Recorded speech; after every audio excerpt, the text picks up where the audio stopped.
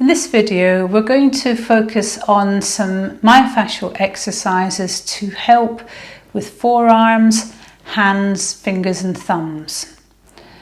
The forearms in particular get very overworked for lots of people. So whether you're doing lots of computer work or gaming or DIY, or you're a carpenter or anybody who uses their hands a lot, in order to work your fingers and thumbs to make them move and to be able to press and hold things, it's the muscles in the forearms that do the work. And packed into here, there's lots of little muscles on both sides. So on this side of your forearm, all these muscles are called extensors. And that's because they extend or straighten your fingers out. And then all the little muscles on this side are called flexors, and that's because they flex or curl your fingers and thumb in. So they're all quite small muscles and they're all very packed into a small area. The tendons are all down at the bottom, and there's tendons that go into each of your fingers and into your thumb, and then as the muscles come back up towards your elbows, they become more muscly. So a lot of the elastic properties of the muscles are found up here near the elbow. And in fact, these groups of muscles attach in just above your elbows. So on this side, they all attach in onto the outside of your elbow. And on this side, they all attach into the inside of your elbow. And it's at these 2 points that you get the pain that is called golfer's elbow and tennis elbow. So tennis elbow is on the outside from the extensor muscles, golfer's elbow is on the inside from the flexor muscles. But for most people, golfer's or tennis elbow is nothing to do with playing those sports, it's to do with overuse. So they are repetitive strain injuries. And for most people, it can be computer work or lots of other things that cause the pain. Sometimes people get both, or sometimes they get one. So part of the issue with restrictions forming here in the forearm is that the muscles can no longer work independently. They become stuck together.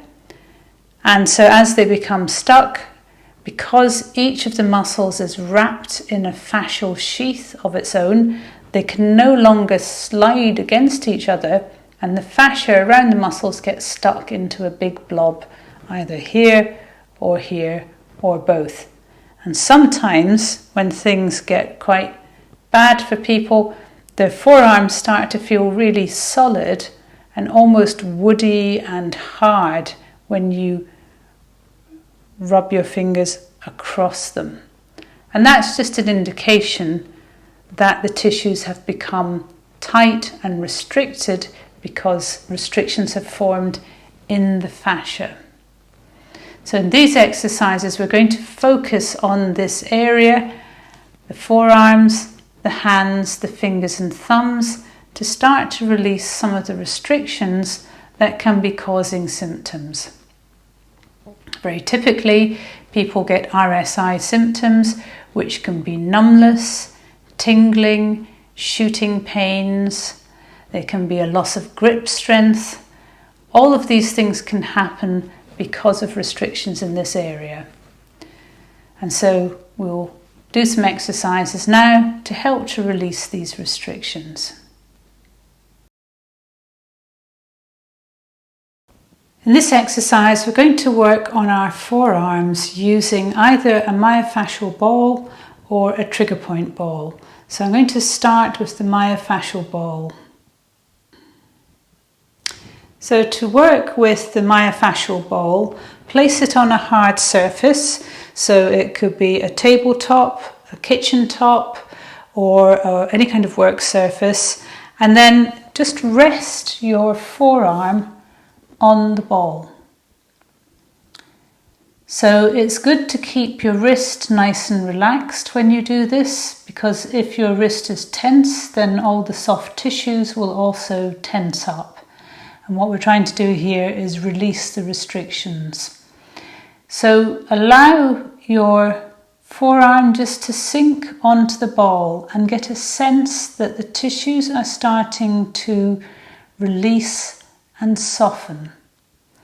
Make sure that you're comfortable, so you're not sort of leaning in over the ball, you're just relaxed. You can do this sitting or standing, by the way.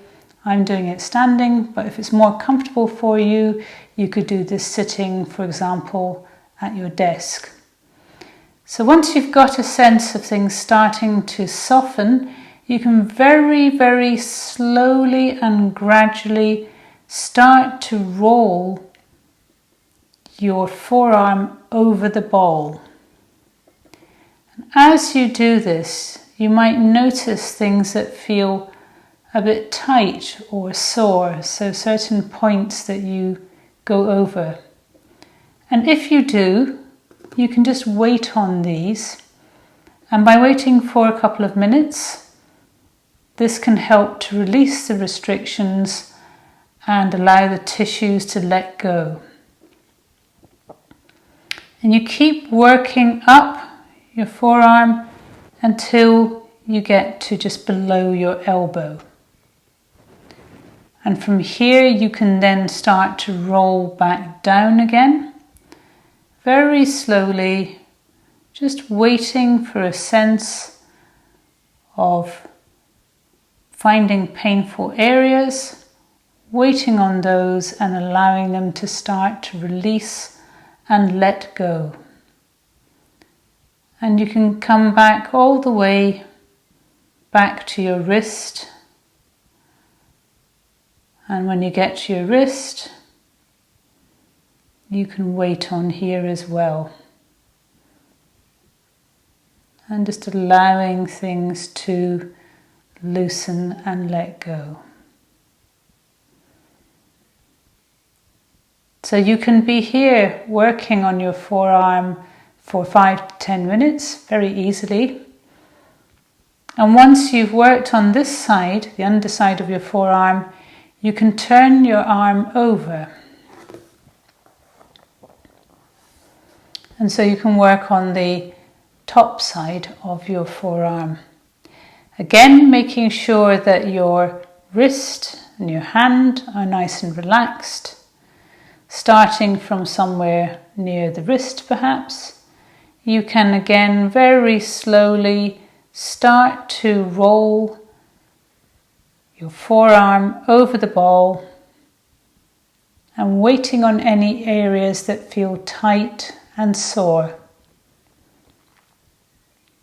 So lots of people find that the more tender areas are up towards their elbow, and that's because from a muscle point of view, the muscle bellies, so the bits that contract, are up near the elbow. The bits of these muscles that are nearer your wrist tend to be more tendinous, so they're less stretchy, but they too can become stuck. And you can work and wait to release those as well.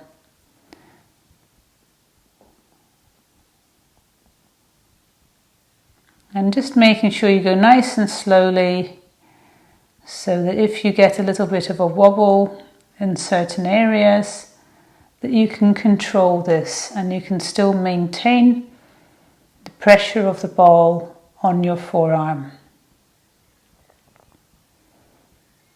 And then for the other forearm, I'm going to use a trigger point ball. So for this arm, I'm going to use a trigger point ball, which is much smaller and it's firmer. So you may find that if things are very tender in your forearm, that actually the pressure of this is too much. But sometimes people find that this helps to release things more effectively. So you work with whichever ball is good for you. There's no right or wrong. It's just a case of, does this feel comfortable? Then if it does, that's great. It's a good ball to use. So again, I'm going to place the ball on the surface and I'm just going to come into a comfortable position. Again, I'm doing this standing, but you could decide to do this seated if it's more comfortable for you. Again, my wrist and my hand are nice and relaxed, and I'm just waiting for a sense of the tissue starting to soften around the ball. So I'm not pushing my forearm down onto the ball, I'm allowing it to rest on there, and the weight of my arm is starting to create the releases. And as I feel things start to release, I can then start to slowly roll my forearm over the ball. Again, noticing where things feel tight or sore, and I can wait on those points to allow time for the tissues to release and let go. Quite often when you're working on your forearms, you may get referred pain patterns that are familiar, pains that maybe come into your fingers or your hands or into your elbows. And those are trigger points, which are knots in the fascia and muscle tissue that can cause pain and other symptoms. So coming up to somewhere near just under the elbow, and then I can roll back down slowly again, waiting on points that feel sore and tender, and coming all the way back down to the wrist.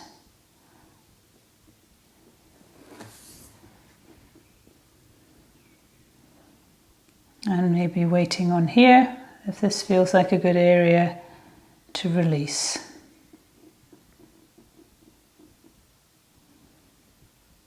And once I've worked on the whole of this side of the forearm, again I can turn my arm over and work on the other side. And so I can turn my forearm over, again placing my forearm on the ball and just waiting for things to start to release. Allowing my wrist and my hand to be nice and relaxed. And by working slowly and mindfully, I can control the movement of my forearm over the ball, and I can find areas that feel tight and sore and work on these by just waiting and allowing the tissues to start to release and let go.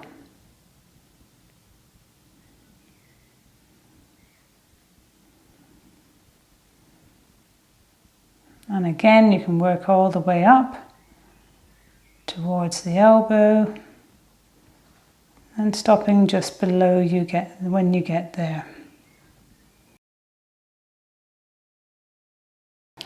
In this exercise, I'm going to use a ball to work on my hand. So you can use either a myofascial ball or a trigger point ball, whichever is more comfortable for you. I'm going to start by using the myofascial ball on one hand and then the trigger point ball on the other hand. But actually you can use both on both hands if you want. So placing the ball on a nice firm surface, I'm going to just place my hand on top of the ball and just allow my hand to start to relax onto the ball. So I'm not pushing, this is not a strength exercise of pushing the ball down.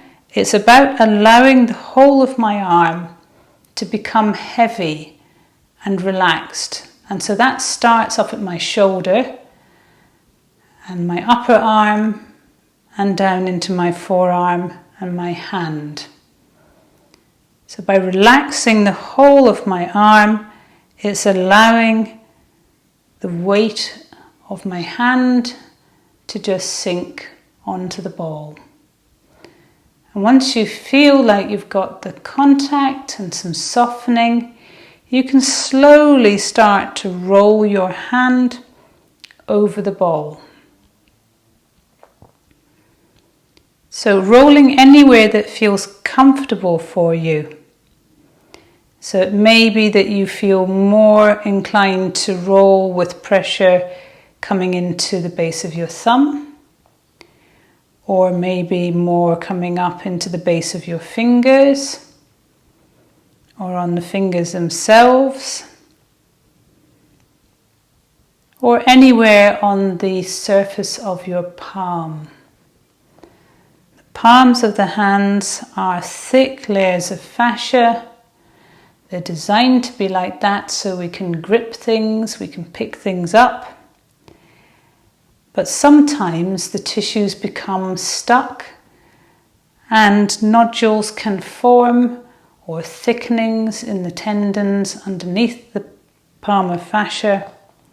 And when that happens, it can restrict the movement of your fingers and thumbs. So for example, trigger finger is caused by these restrictions. And so by working regularly on the palm of your hand can help to start to break some of these restrictions down and reduce the nodules. If it feels comfortable, you can also come over onto your wrist. So really just working anywhere over your hand that feels good for you. And for the other hand, I'm going to use a trigger point ball. For this hand, I'm going to use a trigger point ball. Again, I'm going to place the ball onto a firm surface and then rest my hand on the ball. So as we did with the other hand, allow the whole of your arm to become heavy and relaxed from your shoulder all the way down to your forearm and your hand itself. So you're not pressing or forcing your hand onto the ball, but you're allowing the weight of your arm to create some pressure on the ball. And as you feel this starting to soften or to release, you can slowly start to move your hand rolling over the ball. And you can move to wherever feels comfortable for you, or wherever you feel there are restrictions that need to be released.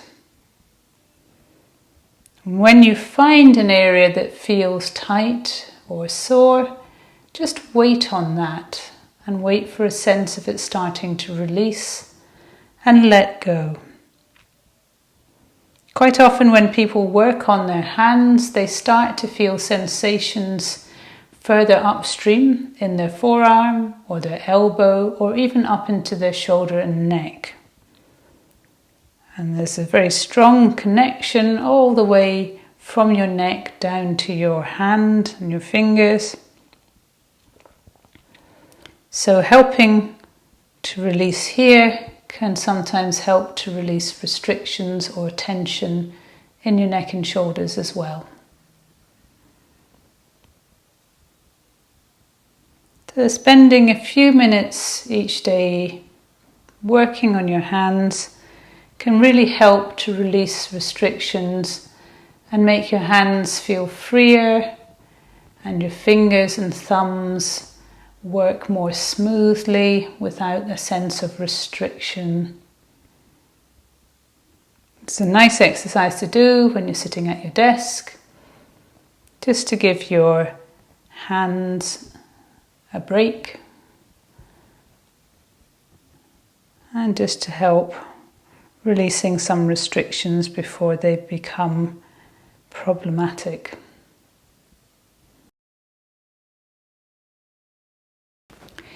In this exercise, we're going to do a stretch for the forearms. You've got two sides to your forearms, so there's the back and there's the underside, and between them they help to move your fingers. They extend and they flex your fingers and thumb. Sometimes this can become very stuck, and so I'm going to show you a couple of different ways to stretch your forearms.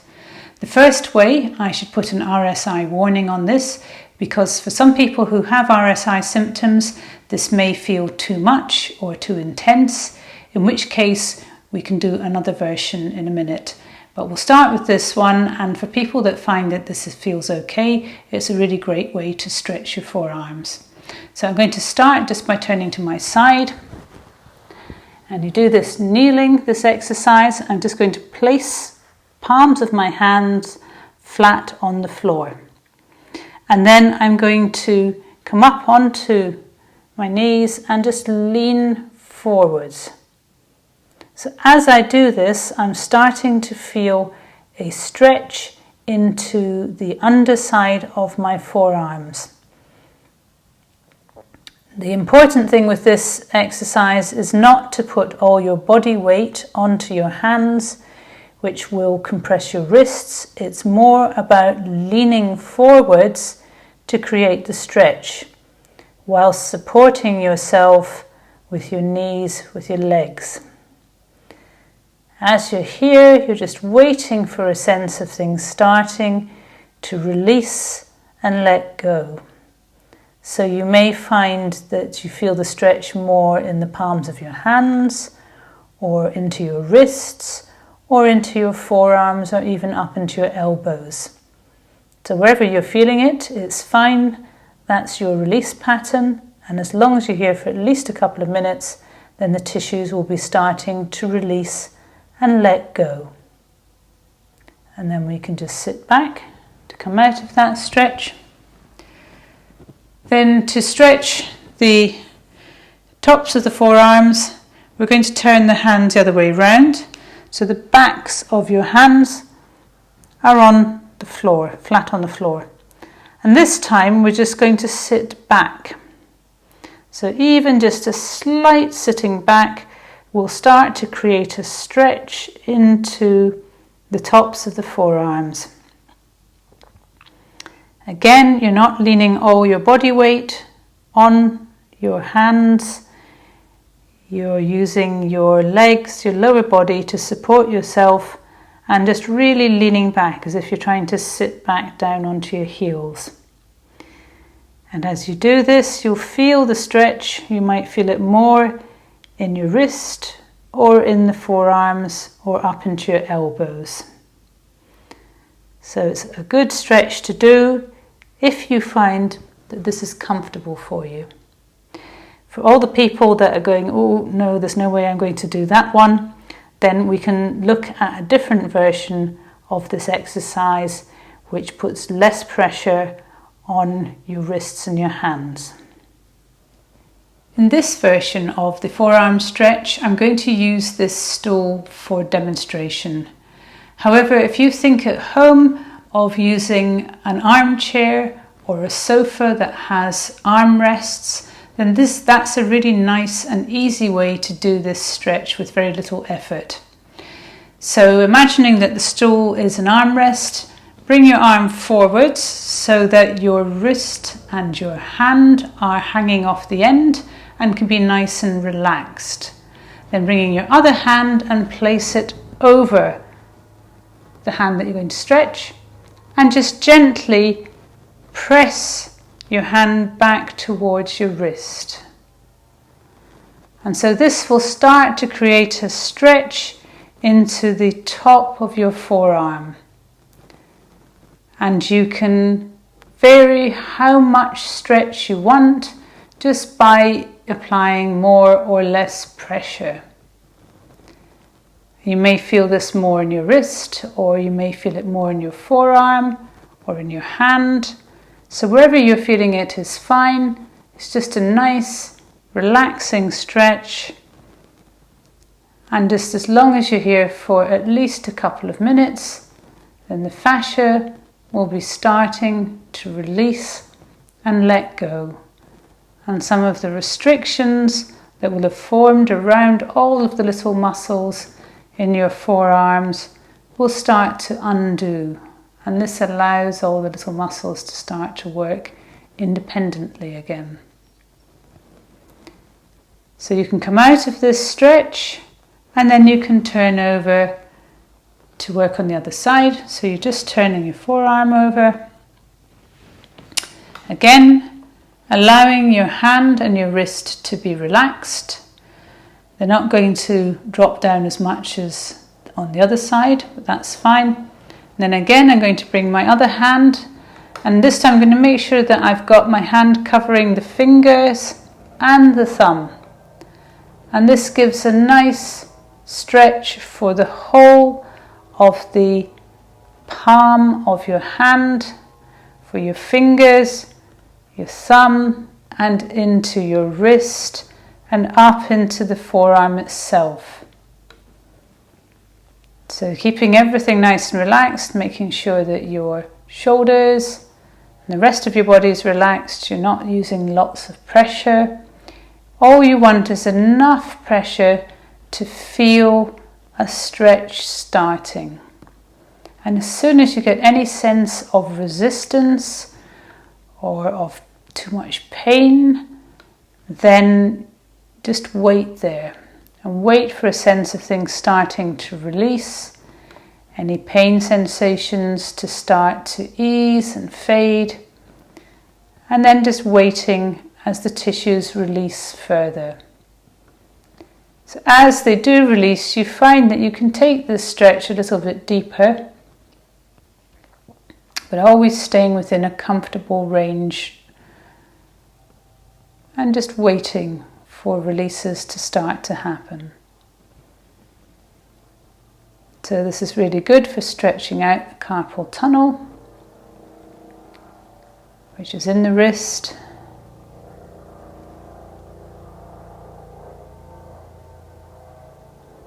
And now we're going to work on the other side.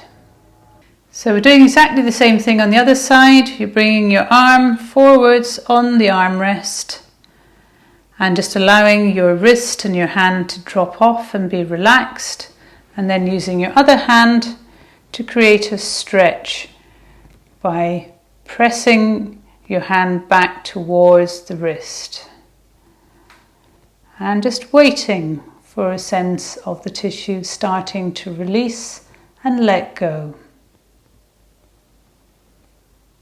And you may find that one side feels much tighter, more restricted than the other. That's perfectly normal. And it may be the side that you'd expect. So if you're right-handed, it may be your right hand. But for sometimes for people, it can be the opposite side that's actually more restricted because it's been doing more compensation for pain patterns you feel in your other hand or forearm. So it's good to work on both sides, even if the symptoms that you feel are only one-sided. There will always be something going on in the other side, quite often something that you're totally not aware of. So by releasing both sides, it helps both forearms to become more relaxed, the tissues to become softer, and remembering that everything is linked in the body. If you release your forearms, it helps to release restrictions that may have formed upstream in your shoulders and your neck. And as long as you're here for at least a couple of minutes, then the tissues will be starting to release and let go.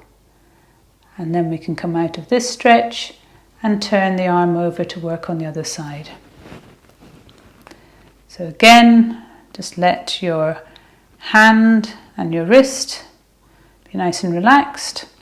You're going to place your other hand so that it covers the palm of your hand, the fingers and the thumb. And then you can just start to create a stretch back towards the wrist again. So this time you're going to feel this in the underside of your forearm. You may feel it more in your wrist or more in your palm of your hand or your fingers or thumbs. So wherever you're feeling it is absolutely fine. That's your release pattern. And just allowing time for the tissues to progressively let go. So as the stretch deepens, you'll feel more and different sensations that come and go as releases happen.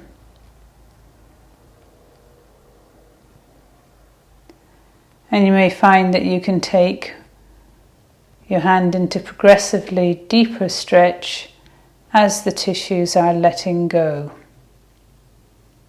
And again, being here for at least a couple of minutes allows time for the tissues to let go. So you can do this exercise when you're sitting in your armchair or your sofa in the evening, and it's a nice way to just allow things to undo at the end of the day. I hope you found that the exercises in this video have been helpful, and you can find many more self-help myofascial videos like this on our YouTube channel. And if you want to get one of our myofascial release kits, then head over to our website where there's also lots more information about myofascial release.